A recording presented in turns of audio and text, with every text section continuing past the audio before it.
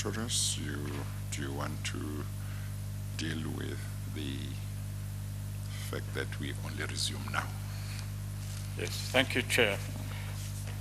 You will recall this morning, prior to the witness being called and sworn and giving testimony, it was drawn to your attention that in all the circumstances which were placed before you, Rule 3.3 notices to implicated parties had not been given, but would be given immediately after the conclusion of the witness's testimony. On that basis, you were requested to allow the witness's evidence, and you did so. Since then, Advocate Ngolwana, on behalf of Ms. Jiba, has approached the Commission and made certain requests of the Commission, in essence, that any evidence concerning Ms. Jiba be excluded pending the issue of a notice to allow Ms. Jiba to consider her position and take legal advice. Now, Chair, the purpose of the rule, certainly as we understand it, or at least the principal purpose of the rule, is to give an implicated person an opportunity to place a version before the Commission and to make application to cross-examine, in other words, to contest the evidence given by a witness. And in any approach that you will be requested to make, that principle should remain sacrosanct. There is another potential purpose of the rule, and that is that if there's any prospect of unlawful, and I stress unlawful as opposed to inadmissible evidence being given, perhaps of a confidential nature or of a top secret nature, then that implicated person would have an opportunity to deal with it. I do not believe we are dealing with that category of issue in this matter, certainly not in the evidence that the witness intends to give. So that is the principal purpose of the rule, to allow a version to be put and to allow cross-examination to take place, and it should be respected at all times. There can be no doubt about that. The rule may be departed from in appropriate circumstances, and our submission is such circumstances existed this morning, and you, Chair, accepted that.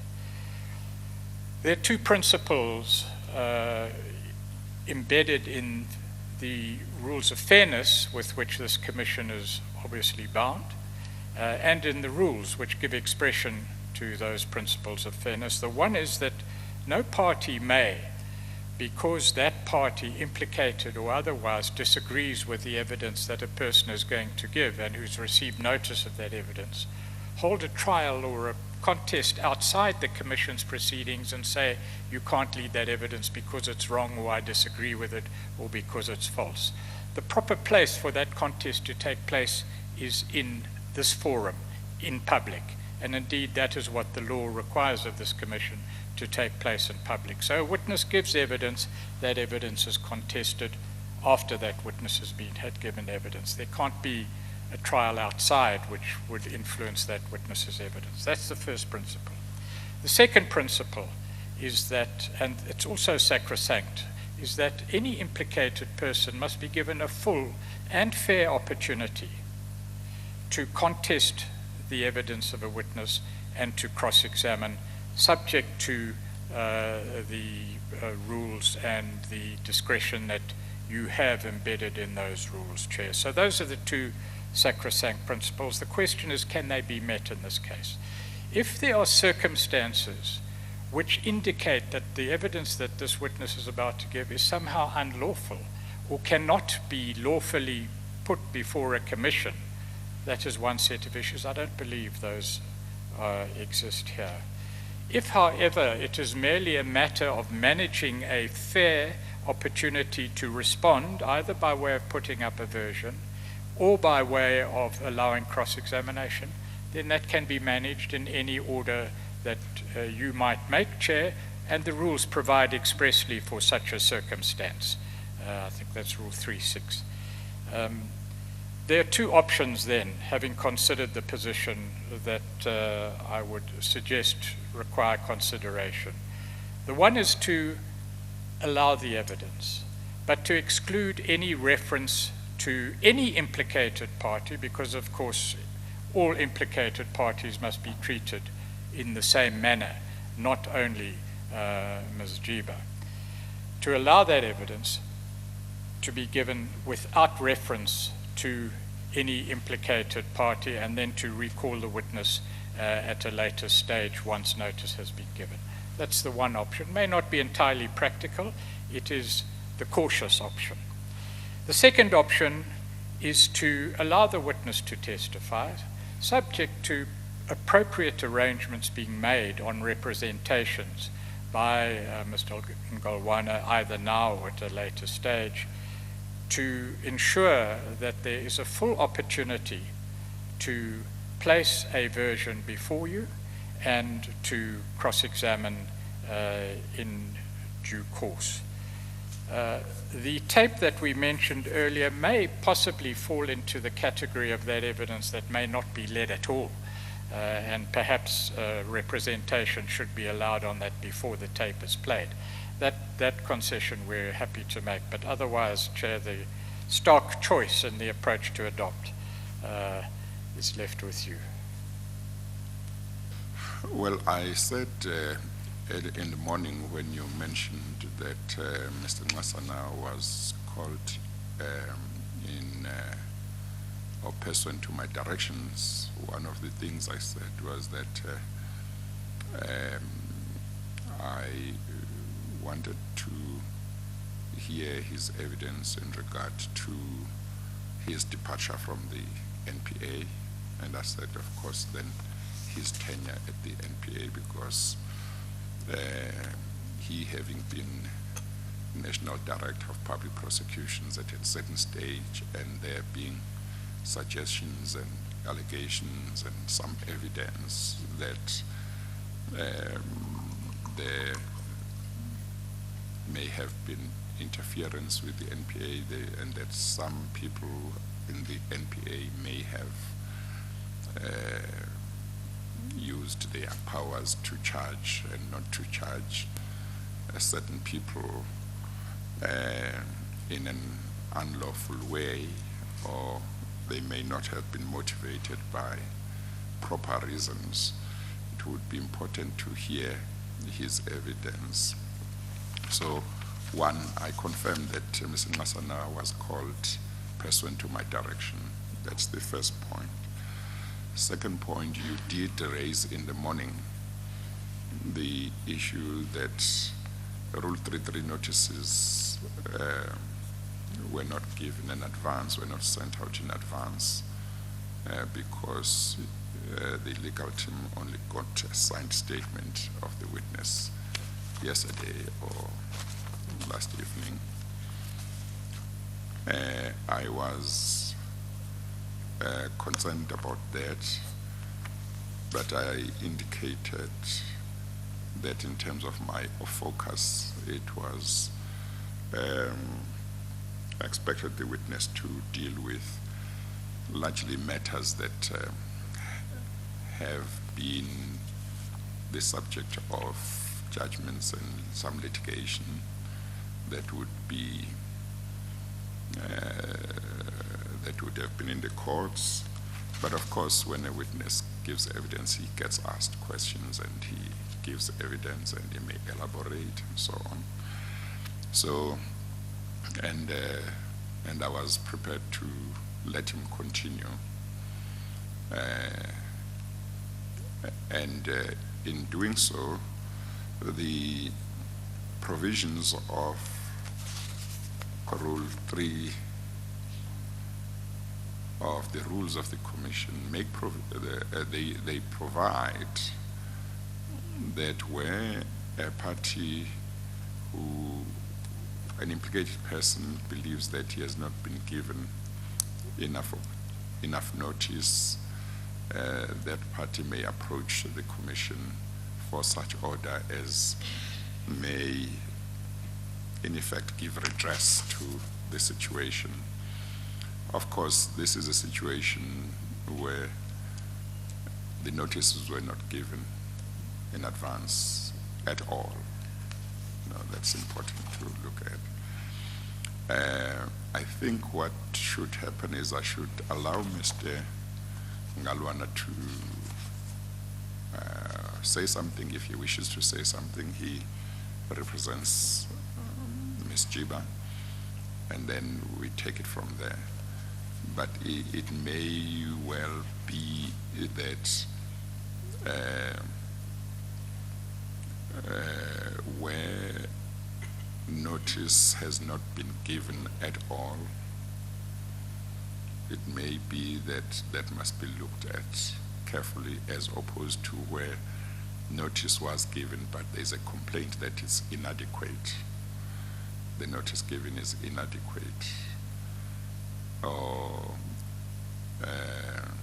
so maybe subject to whatever you might wish to say, I would like to hear what Mr. Ngalwana has to say, but it may be that we should see what can be done. The idea is always to try and be as fair as possible to everybody, but taking into account practicalities that we have to deal with. Mr. Ngalwana.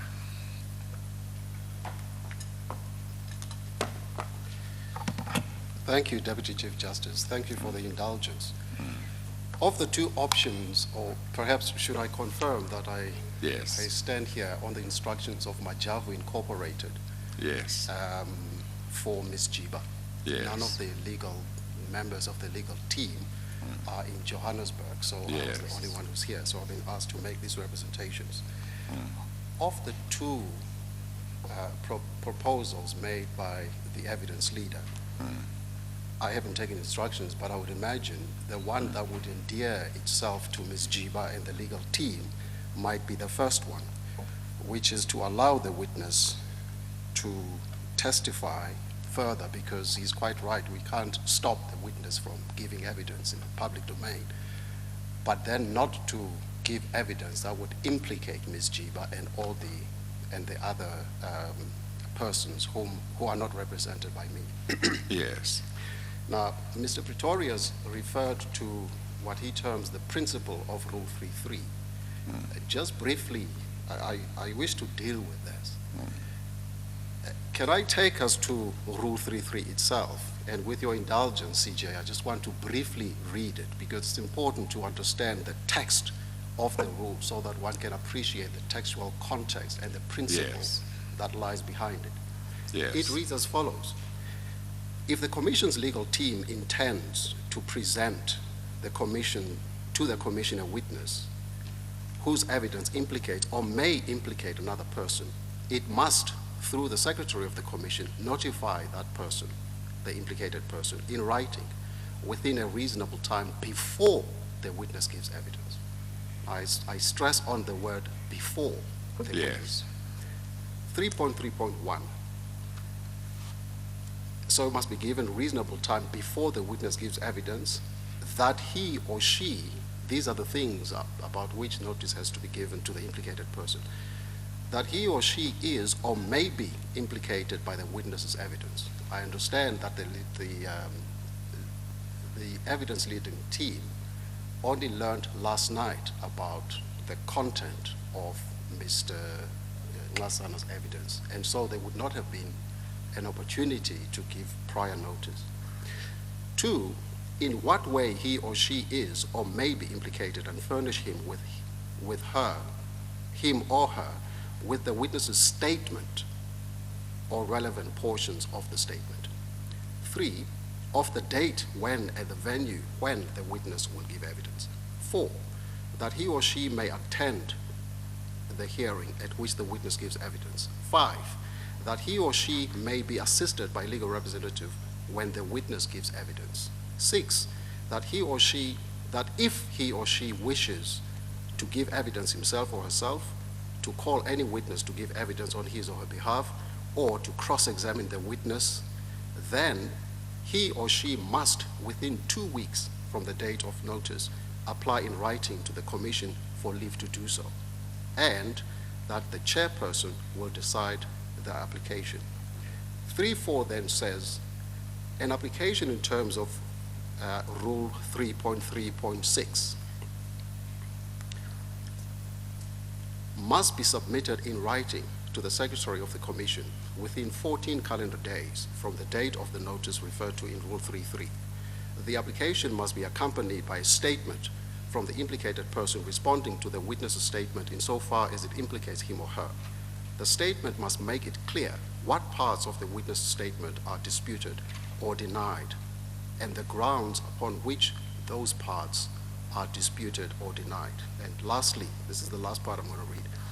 If an implicated person believes, and this is the part that I understand the DCJ was dealing with, if an implicated person believes that the Commission's legal team did not give him or her notice referred to in Rule 3.3 within a reasonable time before the witness could or was to give evidence, and that this may be prejudicial to him or her, he or she may apply, that is the implicated person, may apply to the Commission for such order as will ensure that he or she is not seriously prejudiced. That's why I'm here. Mm. There is nothing in Rule 3.5 that says that application must be in writing. Mm. And of course, since the legal team... Well, you might wish to look towards the end of the rules for Yes. something that might say any application provided here needs to be a substantive application. I seem to Yes. think there is something along those lines, but Yes. anyway. I appreciate that, Yeah. DCJ, but given the Yes. circumstances, Yeah. when one learns of Yes. evidence that might implicate a Yeah. person on the morning, effectively 5 minutes Yes. before the beginning, Yes. it's impossible that one would be able to put that in writing. Yeah. Now, the rule as I've read it talks about the statement of the witness likely to implicate the implicated person. Notice of the statement being given. It doesn't say notice of evidence being given. So it is to the statement that the implicated person is to respond. The reason I make this submission is this. Mr. Pretorius says in his second option that Mr. Ngasana may testify on all and sundry, including evidence, as I understand it, evidence that may implicate Ms. Jiba, subject to Ms. Jiba being given an opportunity in due course to come and place her own version before the Commission.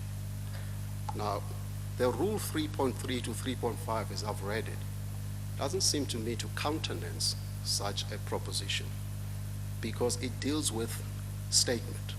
It doesn't deal with evidence.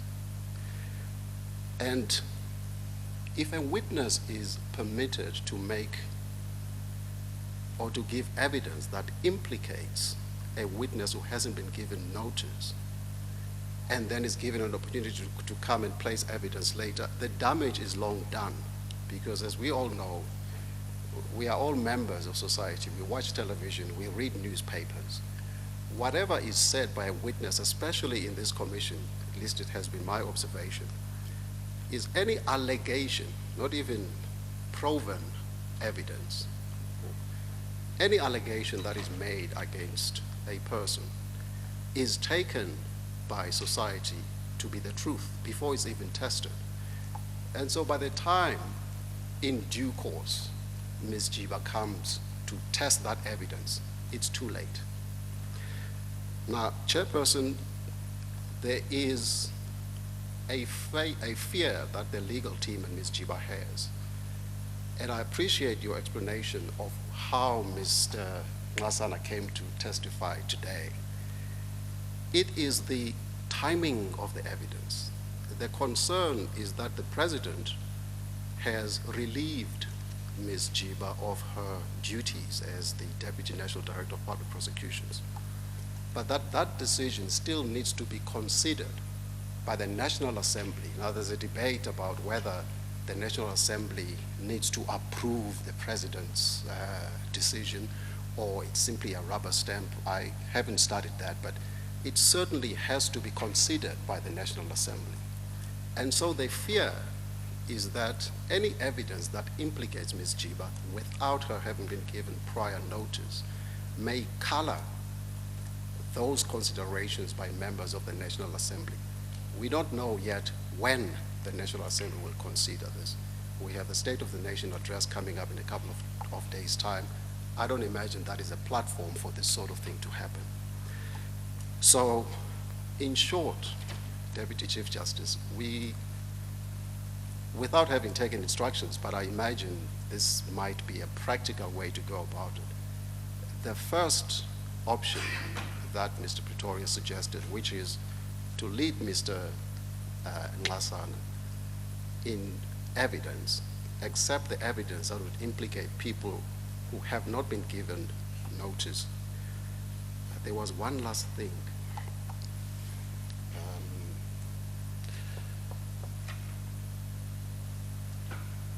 Which I forget now. Well, if I forget, it couldn't have been that important. Yeah. TCJ, unless there are Yes. other questions that you want to put to me, those would be my submissions for now. Yes, no, I just want to confirm again that as far as I know, the only reason Mr. Nxasana is here is because I gave directions that a number of witnesses be called, and he was among those. And it was not the first time that I said she should be called. Already last year, I had said he should be called. And I think some attempts were made, but it didn't happen. Yes. Early this year, I had said he should be called. And some attempts may have been made and it didn't succeed. Yes. So he might have had nothing to do with Yes. him being here and Ms. Jiba maybe, or his evidence being at a particular time. Nor would the legal team really of the commission have had anything to do with that. And from my side, as I indicated earlier on, and you were not here, with all the allegations about what has been happening at the NPA, this commission can't finish its work in regard to the law enforcement agencies, what's been happening, without hearing evidence of somebody like Mr. Nxasana. Yes. So I just want to clarify Yes, that. no. Thank you, DCJ. Deputy Chief Justice, that thought has come back to me while you were addressing it. Yes, yes. It is the extent of the evidence that Mr. Nxasana may be led on by Mr. Pretorius. There has been a suggestion that if the evidence covers matters that are already in the public domain, or matters that have already been dealt with in judgments. affidavits and in judgments, Yeah, that Ms. Jiba would have had an opportunity to deal with those in any event, so there should be no impediment to Mr. Nxasana testifying to those issues.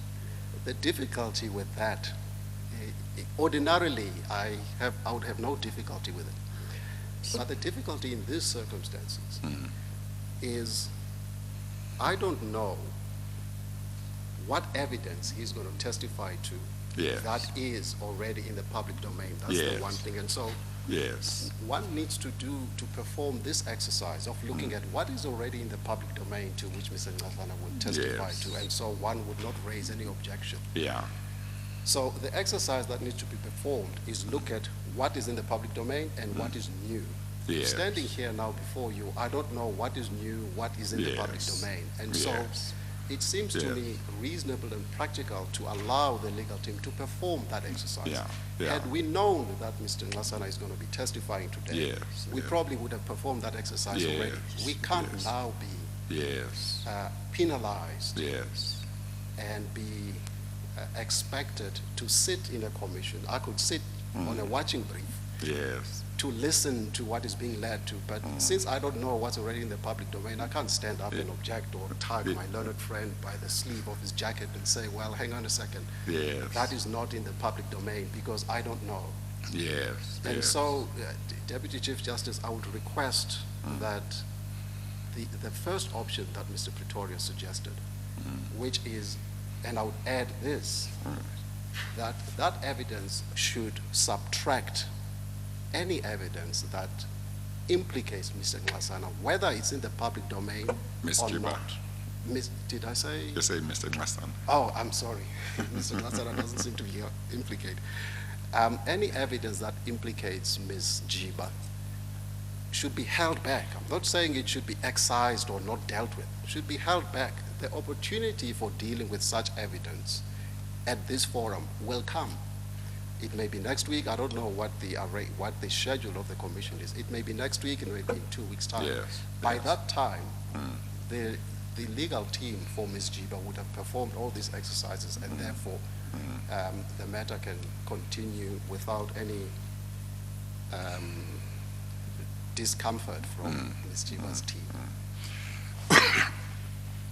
As we speak, what I am inclined to allow is Mr. Pretoria's first option, which you have no problem with. But when I say that, I am inclined to say there should be no problem if the evidence includes matters that have been dealt with in court judgments or affidavits filed in court on matters that are in the public domain already, in respect of which, whether it's Ms. Jiba or the former president or Mr. Mhwebi, where they would have had a chance to deal with. In regard to the point you make, namely that as you stand there, you don't know what those may be because you haven't had a chance to have a look. I'm wondering whether there would be no problem if we proceed on the basis that Mr. Pretorius would be cautious to lead the witness in regard to matters that fall within that. And you might not be aware of it as long as it can be shown that they are matters that are dealt with in judgments or in affidavits that have been in court and so on. And then and therefore that for now there shouldn't be any new matters dealt with that implicate persons that have not been covered in that way, but that when Mr. Nxasana comes back, everybody who is implicated has had a chance. Then he can cover all new matters. That's the inclination I have. What do you say about that? Yes, Deputy Chief Justice, far be it from me to doubt my learned friend Mr. Pretorius's intentions or integrity. I even hesitate to bring in the word integrity. Yeah. I'm quite confident that he will do precisely that and steer off away from new matters. Yes. Might it not be a sort of belt and braces job to request Mr. Pretorius to, when he puts such questions to Mr. Nxasana that have previously been, or dealing with matters that have previously arisen on affidavit or in judgments, perhaps prefix the question. I know it may be a tough ask,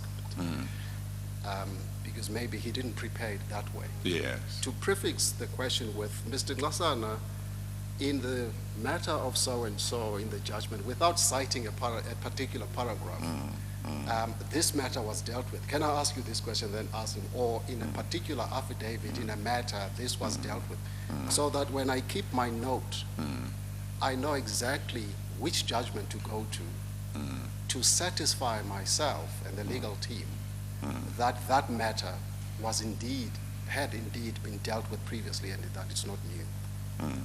I think what would be important is that the witness evidence is limited to those parameters.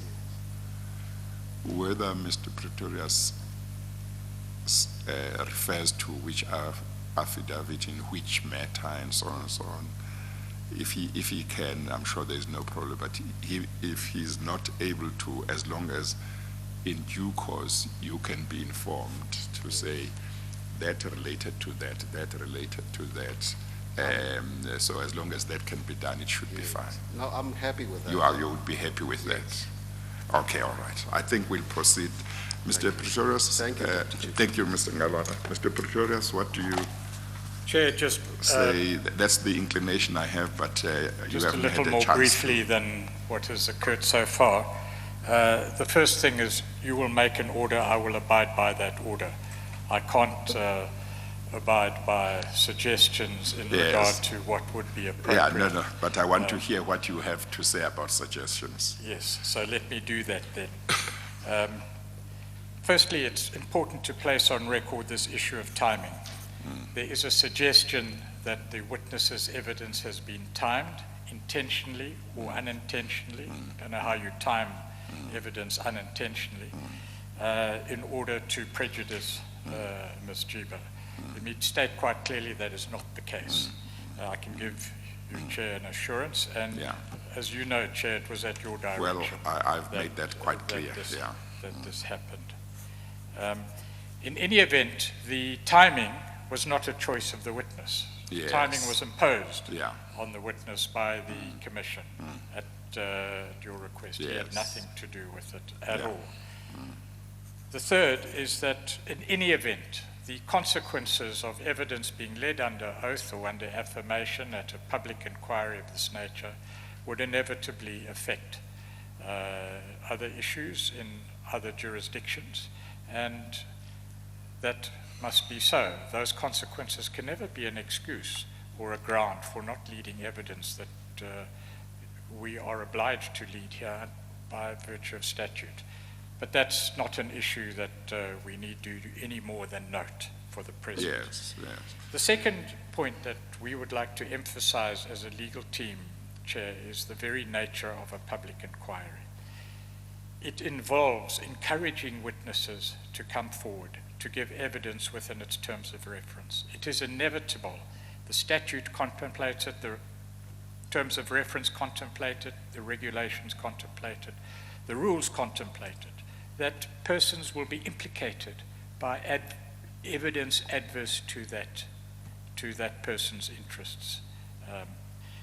It's the very stuff of this inquiry that evidence would be led implicating other persons, in many cases negatively or adversely. That principle can't be undermined by any order that you would make, Chair, or anything that the legal team could agree to, provided witnesses are treated fairly and those rules are there for that purpose. So, Yes. Chair, all we submit Yeah. is that the principle must remain sacrosanct, that witnesses must not be prevented from giving such evidence as they're entitled to give.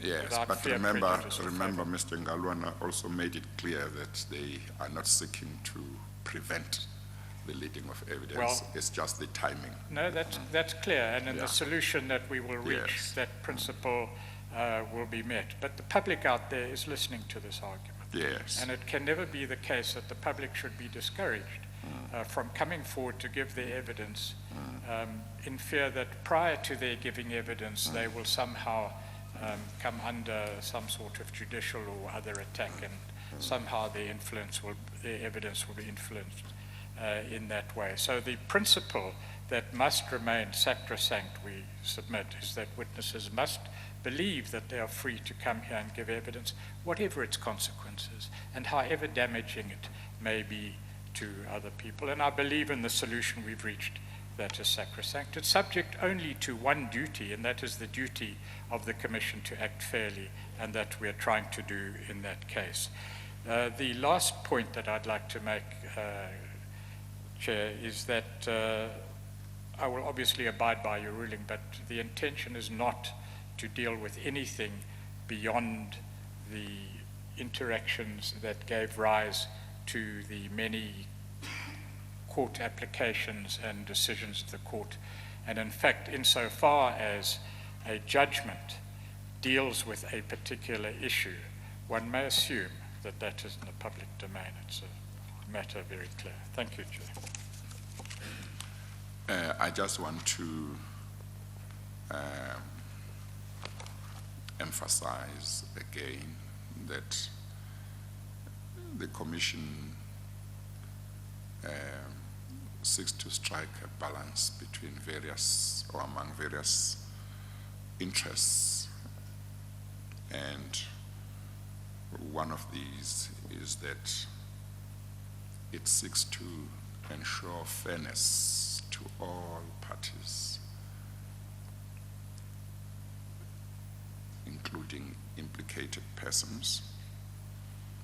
I have made it clear over the past year or so, both in media briefings and in this venue, that implicated persons will be dealt with fairly as well. They must be dealt with fairly, and that nobody will have findings made against them just because of what the media may be saying about them or against them. Any findings that will be made on the basis of evidence led in the Commission. And throughout, we continue to try and be fair to everybody. I thought I must just emphasize that. And again, to the extent that there may have been any thinking that Mr. Ngasana's being here is timed by anybody to coincide with anything, again, I indicate that he was called because I gave directions that he and certain other witnesses whom we are not mentioning now be called. And I've been told that some of them are not available, so they may have to be called later. So we'll continue to have situations where a person who is implicated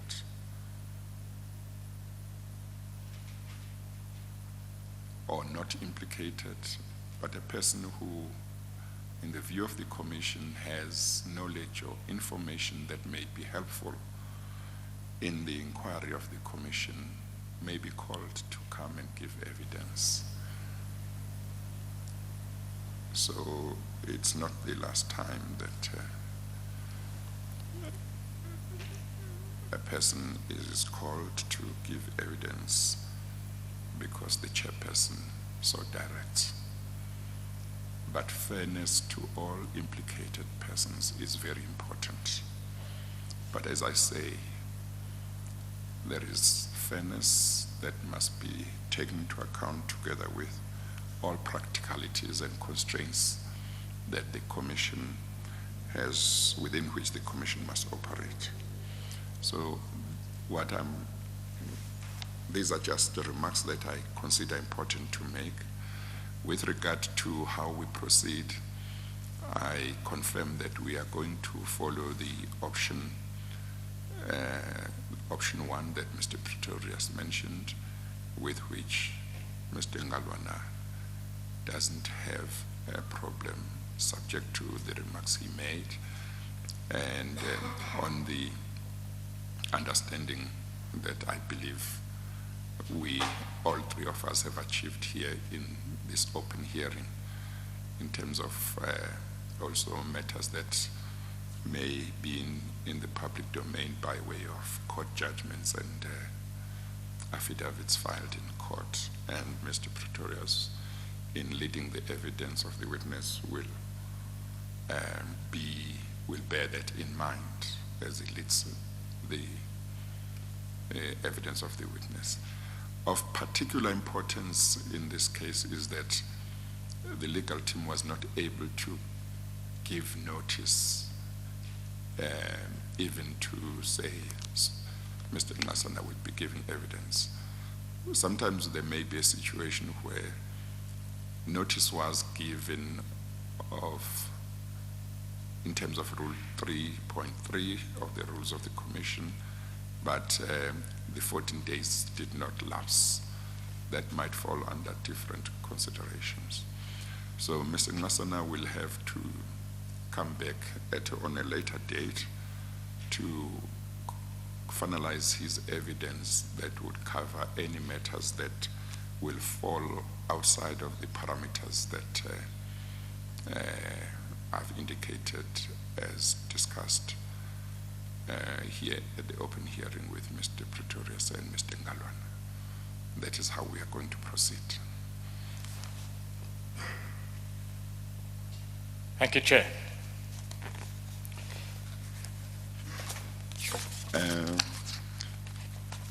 I would like to take a 5 minutes adjournment and then we'll continue. We'll just take a 5 minutes adjournment. We adjourn.